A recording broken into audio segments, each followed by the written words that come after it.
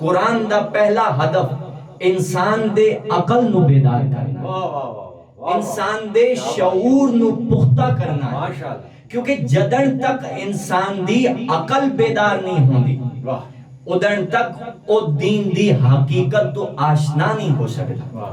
او دنیا دے راز نو نہیں جان سکتا،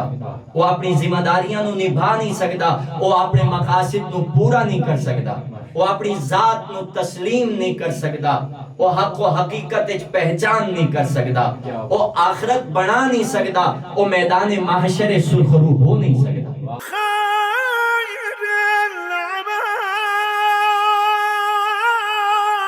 مالک کائنات دارالعلوم خیر العمل نو دن دگنی رات چگنی ترقی عطا فرما، آمین آمین رب العالمین۔ جو بھی اس ادارے دے مقاصد ہیں، نظریات ہیں، خداوند کریم انہاں نو اپنی بارگاہ شرف قبولیت عطا فرما، آمین ثم آمین رب العالمین۔ صاحبان فکر و نظر، ماشاءاللہ جی، سبحان اللہ، گفتگو کرن دی خاطر واہ واہ جس عنوان دا میں انتخاب کیتا ہے واہ وہ عقل ہے۔ واہ واہ سبحان اللہ، خالق کائنات نے ماشاءاللہ، انسان نو بے پناہ صلاحیتاں تو نوازیا ہے۔ واہ واہ واہ واہ سبحان اللہ، یہ صرف گوشت تے ہڈیاں دے ڈھانچے دا نہ نہیں، ماشاءاللہ، بلکہ اس دے وچ ایسی قوت و طاقت موجود ہے جس دی وجہ تو انسان تمام مخلوقات تے فضیلت رکھے گا، واہ واہ، اور اس قوت اور اس طاقت دا نام صاحبان فکر و نظر عقل ہے۔ واہ واہ، خالق کائنات نے صرف انسان نو اچھائی اور برائی دی تمیز عطا فرمائی، واہ واہ، صرف انسان نو خالق کائنات نے نفع اور نقصان دی تمیز عطا فرمائی، واہ، اور اس قوت تو استفادہ کرن دا اللہ تعالیٰ نے بار بار حکم دیتا، بار بار حکم ہویا۔ قرآن پاک وچ ارشاد ہوندا پیا ہے غور و فکر کرو، واہ واہ، کدی فرمایا کہ جدن دے چڑھ پوے اس ٹائم غور و فکر کرو، کدی فرمایا جدن رات ہر شے نو لکا لوے اس ٹائم غور و فکر کرو، سبحان اللہ، کدی فرمایا کہ جدن آسمان تو پانی نازل ہوئے اس ٹائم غور و فکر کرو، کدی فرمایا کہ جدن زمین فصل دے اس ٹائم غور و فکر کرو۔ انہا تمام ٹائمہ دے وچ خالق کائنات نے صاحبان عقل کا نشانیاں رکھیاں، واہ واہ واہ واہ واہ، ماشاءاللہ جی، سبحان اللہ، صاحبان فکر و نظر انہا تمام آیات اور دیگر ایسی تمام آیات تو یہ واضح طور تے معلوم ہوندہ پیا ہے کہ مالک کائنات دا پہلا مقصد، قرآن دا پہلا ہدف انسان دے عقل نو بیدار کرنا، واہ واہ واہ، انسان دے شعور نو پختہ کرنا ہے، ماشاءاللہ، کیونکہ جدن تک انسان دی عقل بیدار نہیں ہوندی واہ ادن تک او دین دی حقیقت تو آشنا نہیں ہو سکتا، واہ، بے شک، او دنیا دے راز نو نہیں جان سکتا،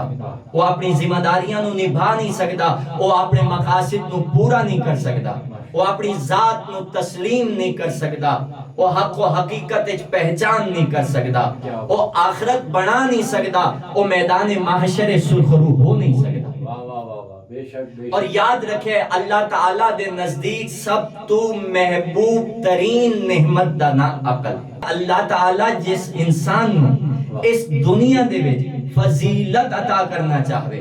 اپنا فضل عطا کرنا چاہوے، تو اس انسان نو عقل جیسی نعمت تو آراستہ فرمائدہ ہے۔ واہ واہ، حضرت سلیمان نبی نے اللہ تعالیٰ تو فضل الہی دا سوال کی تھا اور فرمایا پروردگار میں نو ایسی حکومت عطا فرما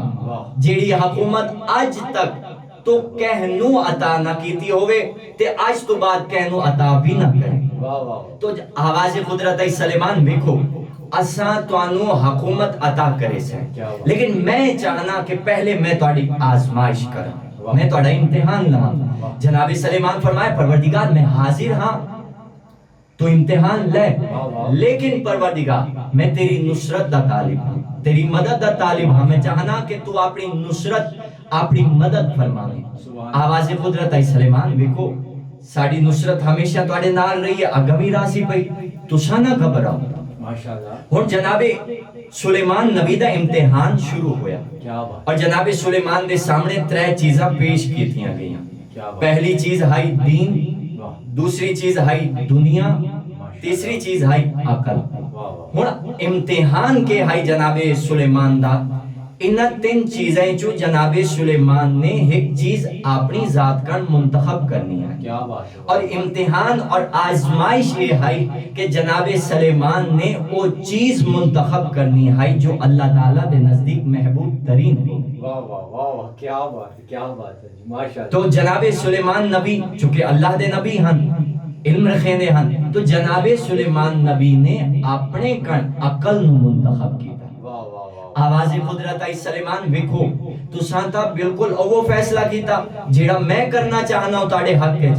میں تاڑے فیصلے تو راضی ہاں، ہن میں تانوں ایسی حکومت عطا فرمیسا جیڑی حکومت دی مثال قیامت تک کوئی انسان نہ دیکھ سکے۔ واہ واہ صاحبان فکر و نظر قابل غور بات ہے کہ تساں اس روایت وچ غور کرو کہ مالک کائنات نے عقل دے وچ دین اور دنیا دوویں چیزاں پوشیدہ رکھیاں ہیں، واہ یعنی جتھے عقل ہو سی اتھائیں دین بھی ہو سی، اتھائیں دنیا بھی ہو سی، اور جتھے عقل نہیں اتھے نہ دین ہے نہ ہی دنیا ہے، ایو حقیقت ہے۔ اور اگر کچھ ہے تو صرف گلہ، صاحبان فکر و نظر، اور وہ بھی غیر منطقی گلہ، جاہلانہ گلہ، بے شک بے شک، کیا بات ہے۔ جنہاں دا عقل دے نال کوئی رابطہ نہیں۔ مثال دے طور تے اکثر تساں یہ جملہ سن دے راندے ہو، آج کل معاشرے دے وچ یہ جملہ بہت تیزی نال پھیلدا پیا ہے، ہر انسان دی زبان تے ہے کہ دین اور چیز ہے، دنیا اور چیز ہے۔ واہ واہ واہ واہ صاحبان فکر و نظر، یہ جملہ خلاف عقل ہے، کیا بات، یہ جملہ غیر منطقی ہے، واہ واہ یہ جاہلانہ جملہ ہے، اور جو اتنی تیزی دے نال شہرت پا رہی ہے، واہ واہ غلط گل ہے۔ حضرت امام موسیٰ کاظم علیہ السلام وہ فرمیندے پہن کہ مومن دنیا کا انج محنت کریندا ہے، سبحان اللہ، واہ واہ واہ دنیا کا مومن انج محنت کریندا ہے جویں وہ ساری زندگی اسے دنیا دے وچ رہنا ہے، مرنا کوئی نہیں۔ واہ واہ اور امام فرمیندے پہن کہ مومن آخرت کا انج زندہ رہندا ہے جویں اگلا سا بھی کوئی نہیں آمن۔ واہ واہ واہ، اے ہے امام موسیٰ کاظم دے فرماویں دا مقصد اے ہے کہ مومن صرف او ہے، صاحب عقل او ہے جو دین دی خاطر دنیا نو نہ چھوڑے، دنیا دی خاطر دین نو نہ چھوڑے، یعنی صاحب عقل دین اور دنیا دوویں چیزاں نو نال لے کے ویندا ہے۔ دیکھو میں اس مقام تے، اس منزل تے، اس جگہ تے ٹھہر کے سید سجاد دی ایک دعا تلاوت کرنا چاہنا، اور اس دعا دے وچ تساں خود مشاہدہ کرنا ہے، تساں خود غور کرنا ہے کیا دین اور دنیا الگ چیز ہے۔ امام دی دعا دے آئینے دے وچ تساں تصور کریا ہے، غور کریا ہے، سوچیا ہے کہ اس دعا دے پیش نظر کیا دین الگ چیز ہے یا دنیا الگ چیز ہے، یا دنیا اور دین لازم و ملزوم ہے۔ ارشاد فرماتے پہن سید سجاد، ماشاءاللہ ماشاءاللہ، بار الہ رحمت نازل فرما محمد و آل محمد پر، اور میرے لیے اعزاز و اکرام کی مسند بچھا دے، مجھے رحمت کے سر چشموں پر اتار اور وسط بہشت میں جگہ دے، اور اپنے ہاتھ سے ناکام پلٹا کر رنجیدہ نہ کر، اور اپنی رحمت سے نا امید کر کے حرمت نصیب نہ بنا دے، میرے گناہوں کا قصاص نہ لے اور میرے کاموں کا سختی سے محاسبہ نہ کر، میرے چھپے ہوئے رازوں کو ظاہر نہ فرما اور میری مخفی حالات پر سے پردہ نہ اٹھا، اور میرے اعمال کو عدل و انصاف کے ترازو پر نہ توڑ، اور اشراف کی نظروں کے سامنے میرے باطنی حالات کو آشکار نہ کر۔ سبحان اللہ، کیا جملہ مولا نے فرمایا، کیا بات ہے۔ جس کا ظاہر ہونا میرے لیے باعث ننگو آر ہو وہ ان سے چھپائے رکھ۔ واہ واہ، ابو سید سجاد فرمیندے پہن،